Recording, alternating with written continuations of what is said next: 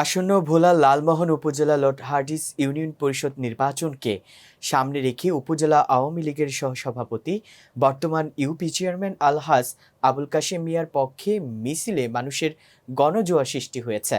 শনিবার সন্ধ্যায় উপজেলা লটহার্ডিস ইউনিয়নের মাদ্রাসা বাজার থেকে মিছিল শুরু হয়ে লটহার্ডিস বাজারে এসে জনসভায় রূপান্তরিত হয়। এ সময় বাজার ব্যবসায়ী সমিতির সভাপতি ও ইউপি সদস্য নজির আহমেদ, সালাউদ্দিন মেম্বার, আজাদ মিয়া, দ্বীপবন্ধু পরিষদের সাংগঠনিক সম্পাদক গনি মাস্টার, উপজেলা যুবলীগের যুগ্ম আহ্বায়ক প্রভাষক মোহাম্মদ ইকবাল হোসেন জুলহাস, মুফাজ্জল হায়দার, জনপ্রতিনিধি, রাজনৈতিক ব্যক্তিবর্গ সহ বিভিন্ন শ্রেণী পেশার হাজার হাজার মানুষ উপস্থিত ছিলেন।